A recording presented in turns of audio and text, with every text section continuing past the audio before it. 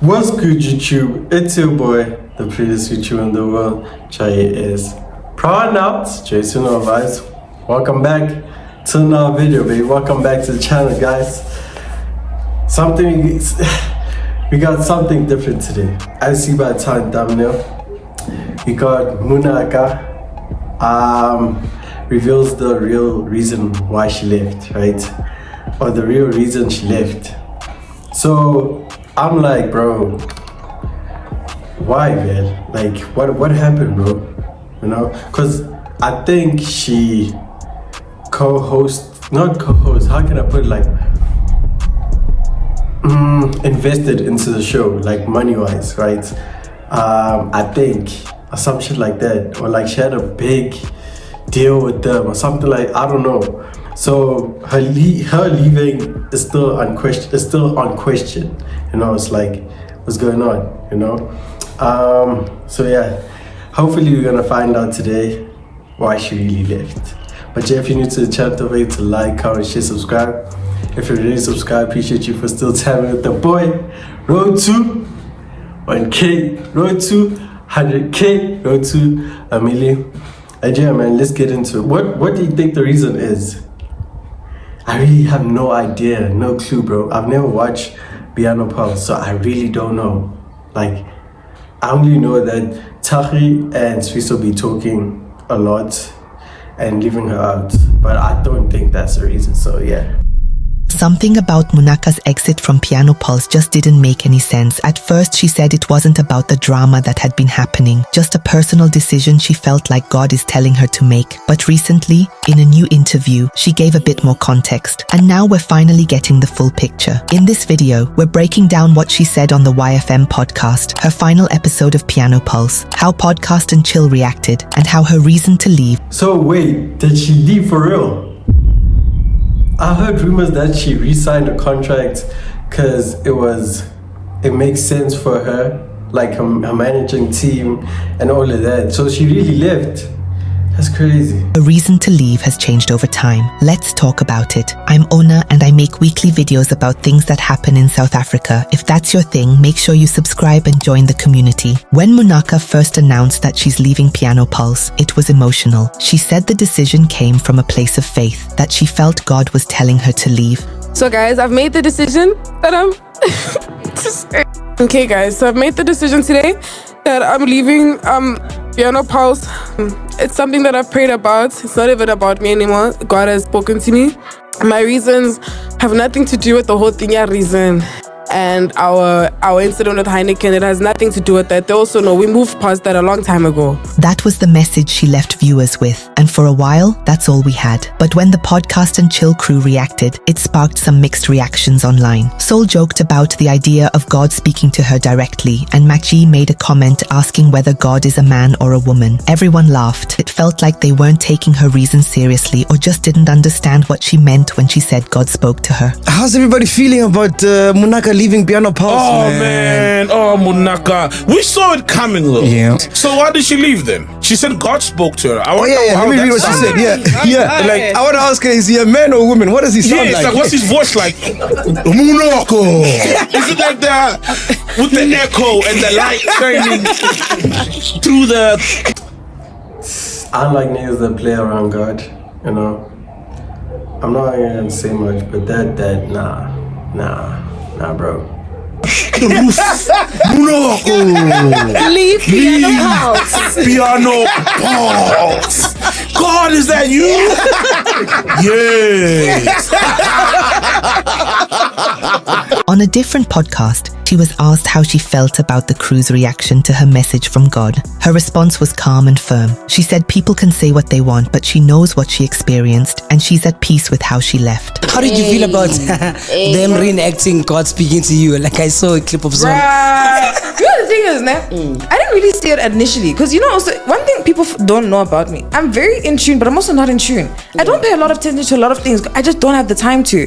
But I was just like, dude, look, I think people take things as how they want to take it, dude. You guys can say what you want to say, but once again, mocking God, that's your own thing, dude. I know what I experienced. I'm not crazy. And also think sometimes people have like this notion that maybe like I'm like pretending or I'm using God, but the people that have me know They I'm know. not fucking And those are the lying. only people who matter, to be I don't honest. care what anybody else said. Yeah. You guys know me. I'm not everything is like I'm not crazy. Like I'm speaking from things I know, so it's okay, dude. Like do your thing. Push the numbers up.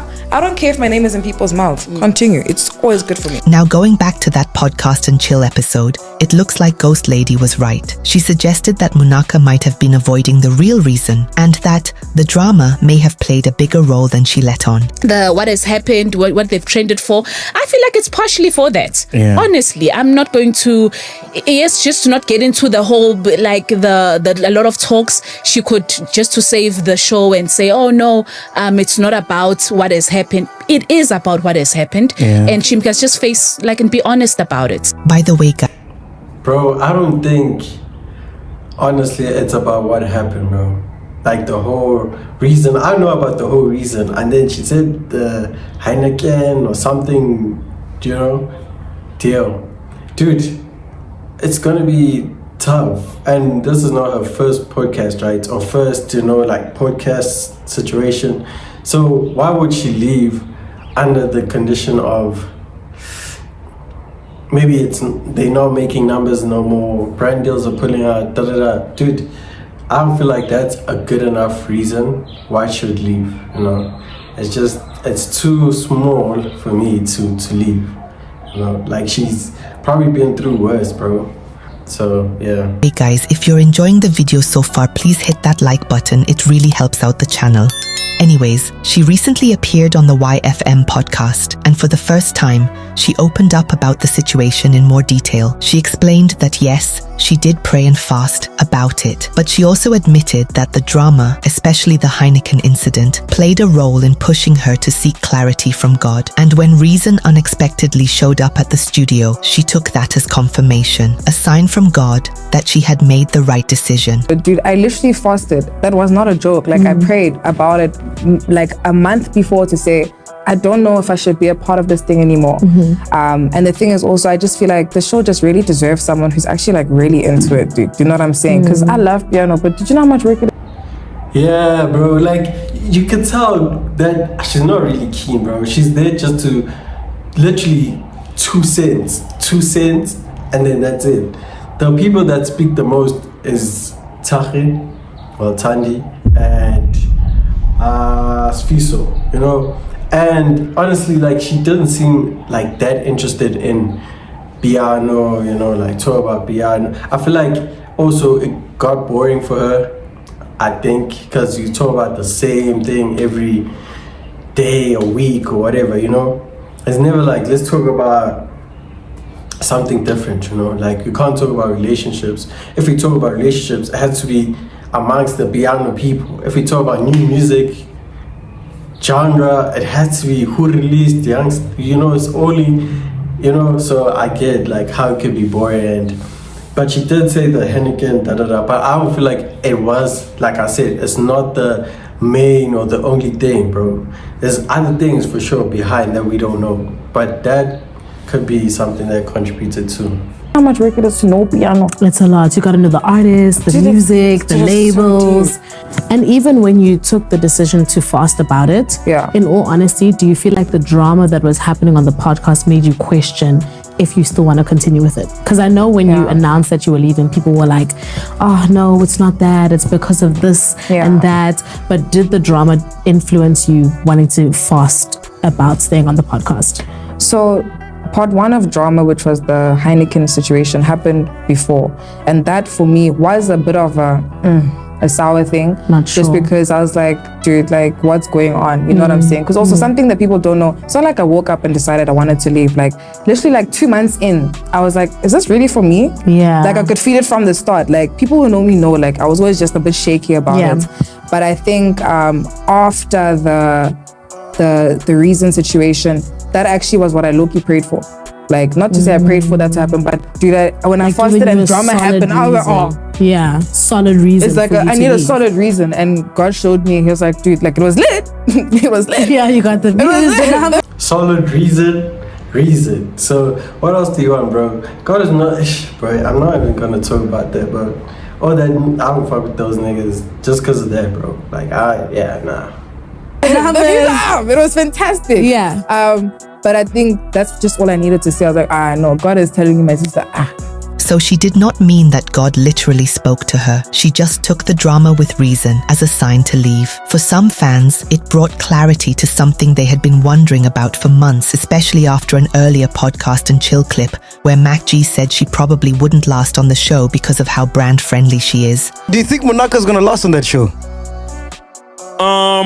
Honestly speaking. Why? There will come a point whereby, because she's very pro industry, the brands, brands, etc. And so there will come a point whereby she's in the wrong place. Whereby a brand will say, we will work with you, however, we don't want the association of the podcast. That's what I'm saying. I don't see Munaka lasting there, bro. Yeah, because there's gonna be a point where you have to choose where you wanna go. You know? And whatever decision she makes, we'll be for it, you know what I mean? She was asked about that too on the YFM podcast, and even though she admitted it didn't feel great to hear, she also said she's spoken to Mac G since then, and there is no beef between them. And what did you think about what Mac G said about the fact that she wouldn't last on the podcast? I wasn't surprised that he said that. Which is weird because it's on his network, so didn't he want you guys to be a part of the podcast? Hey man, dude, to be honest, now with that whole situation, there's some, with all the podcasts, everybody had something to say, but dude, to be honest, you know me, dude, I'm very present, but I'm also not. Yeah. So I don't really care what anyone has to say. I did see that clip, but I was just like, hey man, dude, if that's what he thinks, it's fine. It was just a bit disheartening, and we spoke about it, he called me and he's like, dude, are you okay about what I said? And I was like, hell no. But we calmed it down, and he was like, look, dude, I hope we're good. I hope you don't leave. Then I left a month later. Literally, that's how I'm like, how do you feel about what he said? Because you actually didn't last. In fact, on the episode where they reacted to her leaving, Mac G has said he was genuinely sad to see her go. He felt she was a great fit and didn't expect her to leave when she did. So despite him thinking she wasn't going to last, it looks like he was just looking at it from the perspective of her having to choose between Piano Pulse and chasing the bag. I was really, really sad, man, because Piano Pulse is my your fighter. Not fighter, but it's a concept that I thought about, and to see it come to life has been so amazing. And she was a great part of it, you know what I mean? And I feel like the chemistry they had, the three people, was amazing. Because they're not just friends on the show; they're also friends outside of the show. Yeah, that's so for me, it was painful to see that happen, because I think she did really well in that show. Amazing. I'll be honest, I also took it literally at first and didn't fully understand exactly what she meant by saying God told her. But now it's clearer that she wasn't saying God literally spoke to her. She just used that moment as a sign to confirm that she doesn't belong there. But what do you think? Did this new interview help clear things up for you? Or do you still have questions about how everything played out? Let me know your thoughts in the comments. Thanks for watching. I'll catch you in the next one. Okay, that's the end of the video. Like I said, I'm blind in all this. I don't know what's happening. I just heard now there was a Heineken. I don't know if it's a deal or what happened, but the whole reason thingy, well, I didn't take it that deep, you know. I just felt like someone came in and wanted to say their piece, you know. But maybe in a business perspective, in a personal perspective, also it might be, too much or bad, you know. But in a way, it's a good thing because TikTok went up, you know, views went up because of that. So hence I'm saying that couldn't be the reason, because attention was to Piano Pulse, you know, and what happened, So people were gonna watch the video, more money, subscribers, brand deals watching them. So it's so maybe hence I'm saying as a person, just nah, I don't like this and how we talk about people, you know, you never know. But what is the real reason, really? If you guys know, let me know, because I don't know shit, to be honest. I don't know shit. But for people, dude, come on. God speaks, and it's not a voice. It's just people are dumb, and these niggas is old as fuck. But anyway, that's not for me to say. But that's the end of the video. Appreciate you guys. Almost at 700 subs. That's crazy. That is crazy. Almost at 1K, bro. So let's do it. Let's do it by June. 2 weeks left, a week left for May to end. So I know we can do it. Appreciate you guys. Love you guys. See you in the next one. It's your boy, the prettiest YouTuber in the world, Joyous. Pronouns.